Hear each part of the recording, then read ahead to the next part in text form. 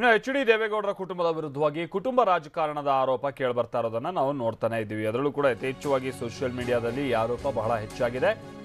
ಶಿವಮೊಗ್ಗದಲ್ಲಿ ಅಭ್ಯರ್ಥಿ ಹಾಗಾದ್ರೆ ಯಾರಾಗ್ತಾರೆ ಹೇಳಿ?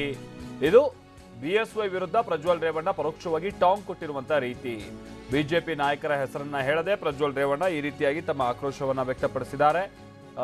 ಪ್ರಜ್ವಲ್ ರೇವಣ್ಣ ಅವರ ಪ್ರಕಾರವಾಗಿ ಹಾಗಾದ್ರೆ ಬಿಜೆಪಿ ನಾಯಕರು ಶಿವಮೊಗ್ಗದಲ್ಲಿ ಯಾರಾಗ್ತಾರೆ ಬಿಜೆಪಿ ಅಭ್ಯರ್ಥಿ ಅಂದ್ರೆ ಅದು ಯಡಿಯೂರಪ್ಪನವರ ಪುತ್ರನೇ ಆಗೋದು. ಈ ಕಾರಣಕ್ಕಾಗಿ ಹಾಗಾದ್ರೆ ಅಲ್ಲಿಲ್ವಾ ಕುಟುಂಬ ರಾಜಕಾರಣ ಅನ್ನುವಂಥ ಪ್ರಶ್ನೆಯನ್ನ ಹೀಗೆ ಮಾಡ್ತಾ ಇದ್ದಾರೆ.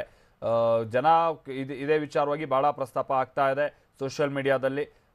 ಅದರಲ್ಲೂ JDSನ ಕೆಲ ಕಾರ್ಯಕರ್ತರೇ ಹೇಳ್ತಾ ಇದ್ರು, ತಂದೆ ಮಗನಿಗೆ ಬಿಟ್ಕೊಡ್ಲಿ ಆಯ್ತು, ಇದೇನಿದು ತಂದೆ ಮಗ ಮೊಮ್ಮಕ್ಕಳಿಗೆ ಸೊಸೆಯಂದ್ರಿಗೆ ಬೀಗರಿಗೆ ಎಲ್ಲ ಬಿಟ್ಕೊಟ್ಬಿಟ್ರೆ ಇದು ಕುಟುಂಬ ರಾಜಕಾರಣ ಅಲ್ಲದೆ ಇನ್ನು ಮತ್ತಿನ್ನೇನು ಅಂತ ಪ್ರಶ್ನೆ ಮಾಡ್ತಾ ಇರೋದು ಸ್ವತಃ JDSನ ಸದಸ್ಯರೇ ಮಾಡ್ತಾ ಇದ್ದಾರೆ. ಬಟ್ ಪ್ರಜ್ವಲ್ ರೇವಣ್ಣ ಅವರ ಪ್ರಕಾರವಾಗಿ ಹಾಗಾದ್ರೆ ಶಿವಮೊಗ್ಗದಲ್ಲಿ ಯಾರಾಗ್ತಾರೆ, ಅವ್ರ ಪುತ್ರ ಆಗಲ್ವಾ, ಅದು ಕೂಡ ಕುಟುಂಬ ರಾಜಕಾರಣ ಅಲ್ವಾ ಅನ್ನುವಂಥ ಮಾತನ್ನ ಹೇಳ್ತಾ ಇದ್ದಾರೆ.